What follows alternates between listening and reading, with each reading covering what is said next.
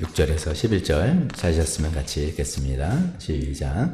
주님께서 나에게 말씀하셨다. 너의 숙부 살룸의 아들 하나멜이 너에게 와서 아나돗에 있는 그의 밭을 너더러 사라고 한다면 그 밭을 유산으로 살 우선권이 너에게 있기 때문에 내가 그것을 사야 한다고 말할 것이다.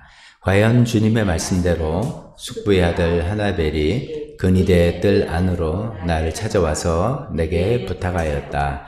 베냐민 지방의 아나돗에 있는 그의 밭을 나더러 사라고 하였다. 그 밭을 소유할 권리도 나에게 있고 그 밭을 유산으로 사들일 권리도 나에게 있으니 그 밭을 사서 내 밭으로 삼으라고 하였다. 그때 나는 이것이 바로 주님의 명령임을 깨달았다. 나는 숙부의 아들 하나멜에게서 아나돗에 있는 그 밭을 사고 그 값으로 그에게 은 17세겔을 달아주었다. 그때 나는 매매계약서에 서명을 하고 그것을 봉인하고 증인들을 세우고 은을 저울에 달아주었다. 그리고 나는 법과 규례에 따라서 봉인된 매매계약서를 봉인되지 않은 계약서와 함께 받았다. 여기까지 읽겠습니다. 오늘 이제 32장 말씀을 가지고 아나돗의 밭을 사라 라는 그런 제목으로 말씀 전하겠습니다. 30장부터 33장까지, 30장부터 33장까지는 회복의 책이라는 그런 이제 그 예레미야 선서 전체적으로 이스라엘 유다 왕국의 멸망을 예언하는 그런 좀 우울하고 암울한 그런 내용들 가운데 굉장히 희망과 소망에 가득 찬 그런 내용의 부분이다라고 지난주에 말씀드렸습니다. 그런 이제 맥락 안에서 우리의 말씀을 살펴보고자 합니다. 먼저 이제 본문의 내용을 조금 살펴보도록 하겠습니다. 하나님께서 예레미야 선지자에게 좀 황당한 명령을 하신 거예요. 소위 부동산 매매를 하라고 하시는 거죠. 그래서 뭐 어떻게 생각해보면 곧 개발될 금싸레기 땅을 미리 하나님이 알려주시고 사라고 하시는 건가, 대박을 터뜨리는 것인가 라고 보면 그게 아닌 거죠. 고향 땅 베냐민 지파에 소속되어 있는 아나돗의 밭을 사라고 하는 거죠. 이게 이제 예레미야 선지자의 고향이기도 합니다.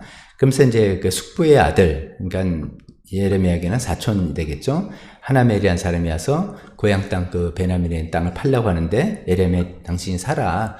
그러면서 당신이 사는 이유는 당신이 이제 나 다음에 바로 다음 친족인 소위 그 전문적인 용어가 있지 않습니까?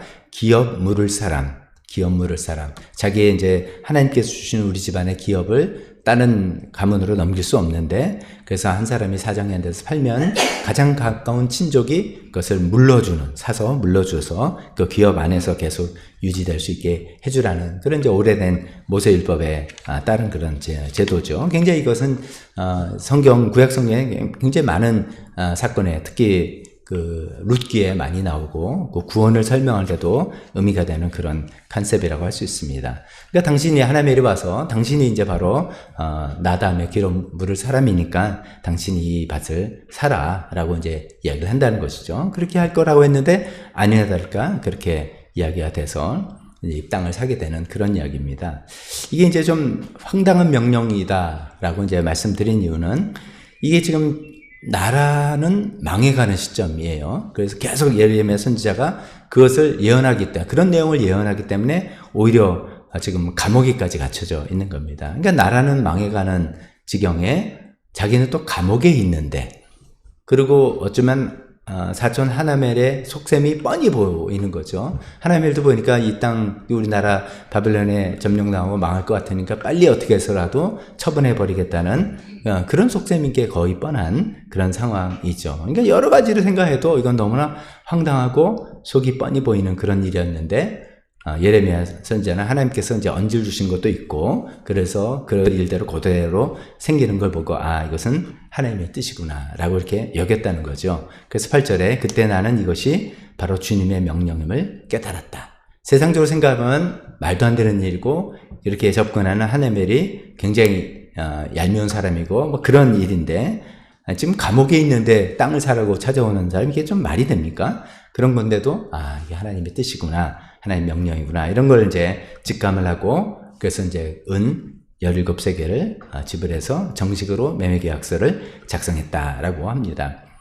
여기 이제 우리랑 이제 규례가 다르니까 정확히 저도 이게는 짐작만 할 뿐인지 모르는데 좀 특이해요. 매매계약서를 두 부를 작성하죠. 우리 같은 경우도 두 부죠. 그래서 두 당사자들이 가져가는 건데 이건 그런 것도 아니고 하나는 봉인을 해서 항아리에 넣고 하나는 봉인을 하지 않았다 그래요. 그래서 이제 봉인하지 않은 거는 그 내용을 언제라도 확인할 수 있게 하려는 그런 어떤 장치인가? 라고 생각하는데 참 특이해요. 하나는 봉인하고 계약서 두 개인데 하나는 봉인하고 하나는 봉인을 하지, 씨를 하지 않은 그런 계약서를 모든 사람 앞에서 작성을 하고 그것을 이제 항아리에 넣었다라고 이야기를 하고 있습니다. 그러니까 이제 굉장히 적법하게 그 매매 계약서를 작성했다. 돈 제대로 지불하고 그 정식적 절차에 따라서 땅을 샀다는 것이죠. 그렇게 사긴 했는데 이제 뒤에 쭉 나오는 이야기 우리가 최근에 매일 성경 하는 내용이죠. 예레미야 선지자는 하나님의 뜻을 이게 하나님의 뜻이구나까지는 이해를 감지하고 수행했지만 하나님 대체 왜 이렇게 하시는지 그들을 이해하지는 못한 거예요. 이해하지는 못한 채 순종을 그냥 한 거죠. 그래서 이제 하라는 대로 다 매매 체결을 한 다음에 16절부터는 이제 기도를 하면서 여쭤보는 겁니다. 하나님 대체 왜 나보러 이 땅을 지금 이 시점에 땅을 사라고 하셨나요? 라고 이제 그것을 쭉 물어보는 과정이 나옵니다.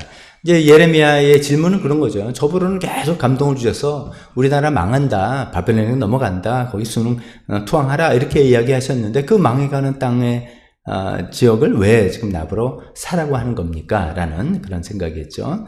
자, 그렇게 이제 질문하는 기도를 16절부터 하는 과정에 그런 이제 전체 줄기하고는 조금 곁가지로 나간다고 할 수 있겠는데 너무나 이 기도 질문 기도 안에 멋진 찬양 내용이 17절에서 19절에 나옵니다. 그것은 제가 예전에도 따로 이렇게 떼어서 하나님을 찬양 기도할 때 이렇게 찬양할 수 있다라고 설명드린 부분인데 그 부분입니다. 17절부터 19절까지 우리 찾아 계시면 같이 한번 읽어보겠습니다. 17절부터 19절까지입니다. 시작. 주님 보십시오. 크신 권능과 펴신 팔로 하늘과 땅을 지으신 분이 바로 주님이시니 주님께서는 무슨 일이든지 못하시는 일이 없으십니다. 주님께서는 은혜는 수천대에 이르기까지 베풀어 주시지만 조상의 죄는 반드시 자손이 치르게 하시는 분이시며 위대하시고 전능하신 하나님이시요 만군의 주님으로 이름을 떨치시는 분이십니다. 주님께서는 계획하는 일도 크시고 실천하는 힘도 강하시며 사람들의 모든 삶을 감찰하시고 각자의 행동과 행실의 결실에 따라서 갚아주십니다. 얼마나 멋진 찬양입니까? 이게 이제 어떤 맥락이 되는지는 또 말씀드리겠습니다만, 그러나 이제 너무 이제 하나님의 지시가 좀 자기는 이해가 안 되고 납득이 안 돼서 기도를 하는 과중에 그래도 하나님을 이렇게 정확히 찬양했다는 것이죠. 주님께서는 무슨 일이든지 못하시는 일이 없다라고 이렇게 이야기하지만 그렇게 이제 좀 더 구체적으로 19절에 저는 이 부분이 참 멋있다고 제 마음속에 와닿습니다. 주님께서는 첫째 계획하시는 일이 크시고 아주 작은 계획이 아니라 크다는 계획, 온 인류를 구원하실 계획 등등 그 영원히 우리를 인도하실 계획, 크다란 계획을 갖게 계시고 그 계획을 실천하시는 힘도 강하시고 계획이 좋으면 뭐예요? 그걸 실제로 해낼 수 없으면 소용이 없지 않습니까? 그런데 하나님은 실천하시는 힘도 강하시고 세 번째, 사람들의 모든 삶을 다 감찰하고요. 다 지켜보고 계시고 네 번째, 각자의 행동과 행실의 결실에 따라서 갚아주시고 공정하게 보상해 주시는 그런 하나님이다 라고 하나님을 찬양하죠. 계획하는 일 크시고 실천하시는 힘 강하시고 모든 사람을 다 돌봐주시고 감찰하시고 공정하게 보상해 주시고 갚아주시는 그런 하나님이다. 이렇게 찬양하는 얼마나 멋진 찬양인지 모르겠습니다. 이제 이 질문 기도의 흐름은 이런 겁니다. 이런 하나님이시지만 하나님은 그러시지만 이게 다 우리 조상의 불순종으로 우리가 이렇게 망하게 되는 겁니다. 라고 이제 하는 거죠. 하나님 우리를 왜 버리셨습니까? 하나님 왜 능력이 없습니까? 하나님 잘못이 아니라 하나님은 그런 분이신데 우리의 불순종으로 우리가 다 이제 나라가 망하게 되었습니다. 저거 압니다. 라고 하면서 그런데 그렇게 해서 망하게 됐는데 왜 저한테 지금 이 땅을 사라고 하십니까? 은 17세겔이 어떤 설명을 보니까 그 당시에 1년 노동자 금액이다. 뭐 그런 설명인데 정확히 모르겠습니다. 근데 작은 돈은 아니겠죠. 그러니까 지금 감옥에 있는 예레미야 입장에서 아니 뭐 사실 이럴 때는 1,000원도 뭐 그냥 아까운 거잖아요. 그런 건데 그만큼 적법하게 돈을 제대로 매겨서 이제 사라고 했으니까 그게 좀 어쩌면 이해가 안 갔는데 이제 그런 오랜 질문 기도 끝에 25절, 26절서부터는 하나님께서 대답을 해주셨다라고 합니다. 그래서 하나님께서 쭉 이제 44절 제일 끝에까지 쭉 하나님의 대답이 나오는데 간단하게 말씀하면 이런 것이죠. 내가 이 땅을 회복시켜 줄 거니까 그런 거죠. 43절, 44절 제가 읽어보겠습니다. 지금은 너희는 지금 이 땅을 두고 뭐라고 말하냐면 사람도 없고 짐승도 없는 황무지 바빌론 군대의 손에 들어간 땅이라고 지금 부르지만 앞으로는 베냐민 땅에서 뿐만 아니라 예루살렘이 사방 지역에서 사람들이 돈을 주고 밭을 사고 매매 계약서가 일어나고 그런 다음에 계약서를 봉인하고 하는 보통 절차 그런 것들이 많이 일어날 것이다. 지금은 버려진 땅이고 망한 땅이지만 나중엔 그렇게 할 것을 내가 확실히 약속하기 때문에 네가 먼저 이 일을 해라 라고 하나님의 약속이 확실하다는 표시로 네가 이 망한 땅, 안 하던 땅을 돈 주고 사라 라고 한 것이다 라고 이야기를 하는 겁니다. 자, 이런 내용을 지금은 아니지만 앞으로 될 일을 분명히 믿고 지금 어떤 행동을 취하는 것 이런 거를 약간 이제 신학적인 표현, 신학적인 표현으로 선취, 앞설자에다 우선선자, 앞선선자에다가 취한다라는 선취 혹은 선취적 신앙 이렇게 표현합니다. 사실 우리가 예수님을 믿는 것이 전부 다 이게 선취예요. 이게 무슨 말이냐면 어떤 것이 현실적으로 아직 이루어지지는 않았지만 다가올 미래를 확실하게 믿기 때문에 그 믿음 가운데서 그것을 내가 지금 취하고 살아가는 반드시 이루어질 거라고 생각해서 어떤 행동을 하게 되는 그런 것을 신앙이라고 보통 표현하죠. 그러니까 신앙은 어떤 선취예요. 예를 들면 이제 좀 또 뭐 신학자들이 어렵게 이제 이걸 설명하는데 이렇게 설명합니다. 예수님께서 이제 부활하셔서 부활의 몸을 입으시고 어떤 행동을 하시고 어떤 말씀을 하시고 사도행전 1장에 하나님의 나라에 대해서도 이야기해 주시고 또 부활의 몸을 미리 보여주시기도 하고 이렇게 했지 않습니까? 그래서 이제 이렇게 표현합니다. 예수님의 부활은 종말의 선취이다. 그렇죠. 그러니까 나중에 예수님이 다시 오실 거, 이 종말에 어떻게 될 건가? 우리는 어떻게 되면 어떤 삶을 살아갈까? 그것은 예수님의 부활로 이미 선취한 것이다. 그걸 보면 지금 우리는 안 온 때를 지금 기다리며 살고 있지만 이미 취한 거나 다름없다. 예수님의 부활을 보고 믿으면 그렇게 종말에 이런 모습으로 될 것이라는 걸 우리는 알 수 있다라고 이야기하는 것이죠. 그런 이제 개념으로 하나님께서 예레미야에게 이야기하는 것이죠. 그래서 이제 예레미야가 나라가 망해가는 그 시점에 아나도 땅을 사는 그 행위는 언젠가 그 땅이 회복이 되고 다시 매매가 활발해지는 그런 날이 올 거라는 것을 미리 보여주는 행위, 미리 알고 그것을 취하는 행위다라는 것이죠. 그래서 그런 의미에서 네가 이것을 해라. 그래서 말로만 예언 선포하는 게 아니라 너의 행동으로 그것을 분명히 나타내 보여라 라고 하는 그런 내용이 되겠습니다. 자, 그래서 이제 아나돗의 밭을 사라고 하는 행위, 또 예레미야가 그것을 순종해서 따라서 하는 그 행위는 그러니까 참 굉장히 그런 의미가 있다라고 생각하면서 이 내용을 가지고 우리가 어떤 교훈을 얻을 수 있을까? 이미 이제 본문 해설을 통해서 여기저기 나왔지만 한 3가지로 한번 정리를 해보겠습니다. 첫 번째는 행동으로 이어지는 믿음, 이렇게 말하고 싶습니다. 행동으로 이어지는 믿음. 믿음은 말로만 하는 게 아니다 이거죠. 믿음은 무슨 어떤 내용에 그냥 아멘 하고 된다고 되는 게 아니다 하는 거죠. 정말로 우리가 어떤 내용을 믿는다면 몸이 움직여지고 행동이 따르게 되고 돈이 나오게 되는 그런 것이다 하는 거죠. 이제 예레미야 입장에서는 이게 이제 그 챌린지가 이런 거겠죠. 하나님께서 어떻게 보면 예레미야한테 하는 이야기가 내가 너한테 감동을 줘가지고 이야기하지 않았냐? 우리 불순종을 해서 우리가 포로로 잡혀가겠다. 하지만 하나님께서는 70년 후에 이 땅을 우리 포로에서 회복시켜주기 땅을 회복시켜 줄 것이다. 라고 해서 이제 예레미야가 그 감동을 받고 하나님 말씀을 듣고 어떤 사람은 그걸 선포하는 것도 잘 못하겠죠. 그걸 어떻게 내가 이런 시점에서 그런 이야기를 해? 그러면 내가 돌 맞아 죽지. 막 이렇게 할 수도 있겠지만, 담대하게 선포를 했단 말이죠. 하나님께서 이렇게 말씀하신다. 주께서 이렇게 말씀하신다. 선포했는데 내가 전한 말이 진짜라고 내가 믿는다면, 내가 전한 말이 확실히 내가 사실이라고 믿는다면, 이런 시점에서 너 아나도 땅 살아 할 때 너무나도 당연한 거죠. 내가 전한 말 내가 믿으니까. 지금 언젠간 70년 후에 하나님께서 회복시켜 준다니까 이 땅 다 회복되면 이게 그때는 이제 2배가 돼. 이런 의미가 아니라 그날이 올 거라는 것을 내가 확실히 믿을 수 있다는 것 아닙니까? 그러니까 예레미야 입장에서는 자신이 전한 말을 정말로 믿는다면 이 아나도 땅을 사는 것은 어쩌면 너무 쉬운 일이죠.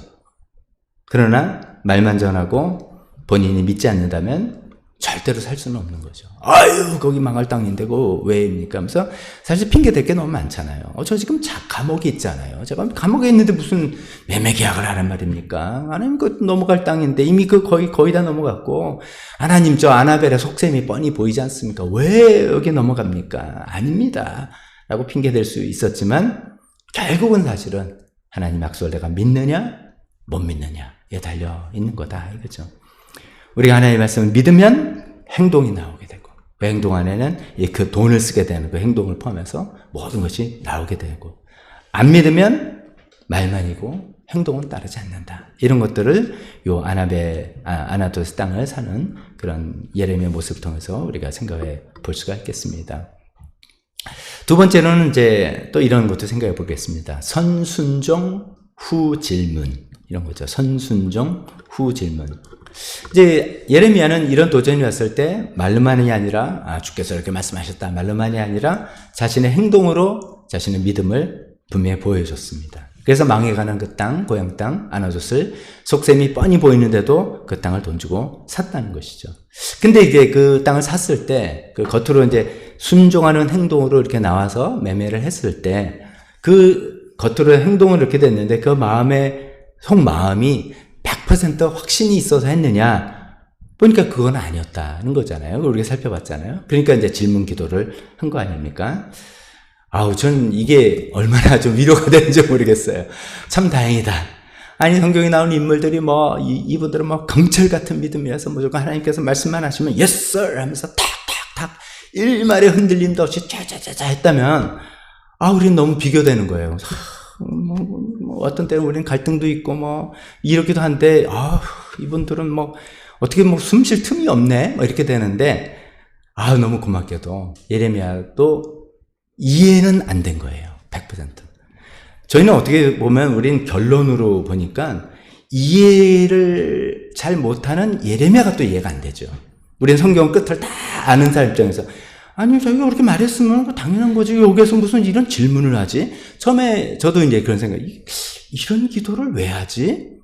아니, 그렇게 계약했고, 나중에 보니까 또 이렇게 70년 후에 됐는데, 라고 했는데, 그 시대, 그 당시를 지금 예레미야는 살아가는 거잖아요.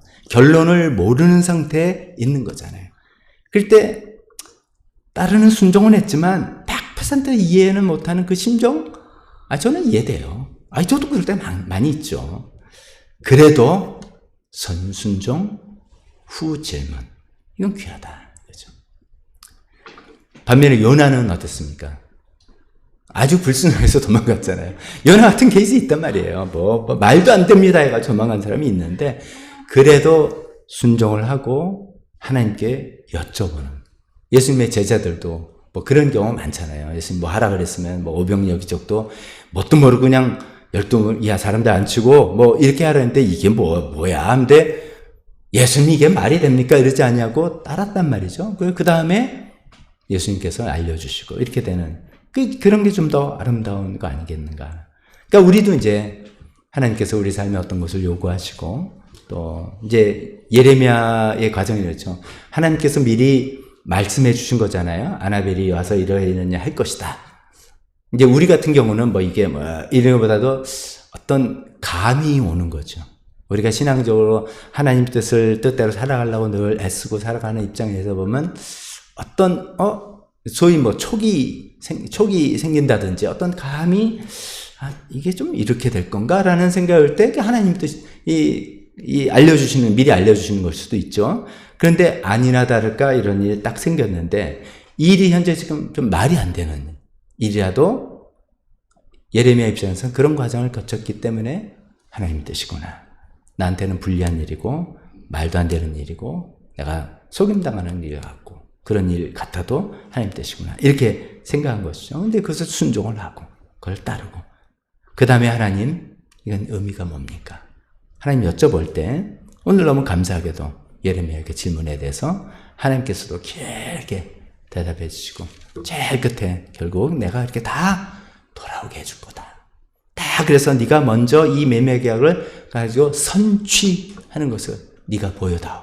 내가 그것을 너한테 요구하는 것이다. 라고 하는 것을 그 하나님의 뜻을 예레미야 케이스는 이런 게 있지만 우리 케이스는 그 다른 하나님께서 나한테 어떤 것을 요구하시는 그 뜻을 나중에 알게 될 수 있을 것이다. 라는 것이죠. 그래서 선순종 후 질문 이렇게도 이렇게 해보자. 라고 말씀드려 보겠습니다.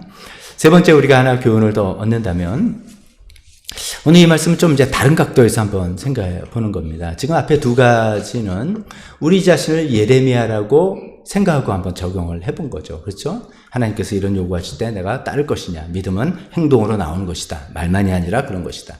두 번째는 이럴 때 선순종 후 질문하자. 이게 우리 자신을 다 예레미야라고 넣고 이제 생각해 보는 것인데 또 이제 적용이니까 이걸 이렇게 생각해 보면서 이렇게 생각해 보면 우리 자신을 아나도 땅이라고 한번 생각해 보자.